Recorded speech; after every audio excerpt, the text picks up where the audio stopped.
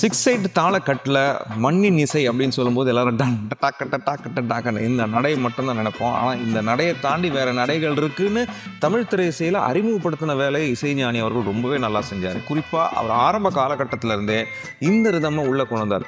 Ton டாக்கு டன் டாங்க டன் டாக்க டாக்கு டன் டாக்கு டன் டாங்க டன் டாக்க டாக்கு 1 2 3 4 5 6 1 2 3 4 5 இந்த 6/8 ரிதம் வந்து நிறைய பாடல் கொண்டு வந்தார். அம்மங்கோயில் கிழக்காலே டன் டாக்கு டன் டங்க டன் டாக்க டாக்கு ஏ ஐயா டன் டாக்கு டன் டாங்க டன் டாக்கு டாக்கு சந்தைக்கு வந்த கிளி டன் டாக்கு டன் டாங்க டன் டாக்க டாக்கு டன் டாக்கு டன் டாங்க டன் டாக்க டாக்கு கொண்டு வந்து நமக்குள்ள அப்படியே எனர்ஜியை ஏற்றி விட்டார். தேனிசை தென்றல் தேவா அவர்கள் இதே ரிதமில் அவர் பண்ண பாட்டு தான் அண்ணாமலை அண்ணாமலை டன் டாக்கு டன் டாங்க டன் டாக்கு டாக்கு டன் டாக்கு. அதுக்கப்புறம் நிறைய அது அப்படியே போய் இன்னைக்கு அனிருத் அவர்கள் இந்த இன்ஸ்பிரேஷனை உள்ளே எடுத்து அதை இன்னும் சவுண்டிங்கில் மிக்ஸ் பண்ணி உங்களுக்கு டூ டு டூ டூ டு டூ டன் டாக்கு டாங்க டன் டாக்கு டாக் அதே பேட்டர்னுக்குள்ள உள்ள வராரு.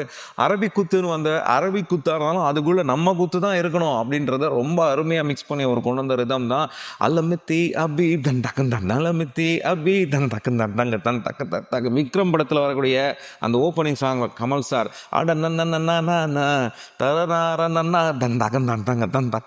எல்லாம் நீங்கள் நோட் பண்ணிக்கலாம். கேட்டிங்கன்னா அன்னிலேருந்து இந்த மேக்கால வரைக்கும் வந்திருக்கு. கேட்டு ரசிங்க.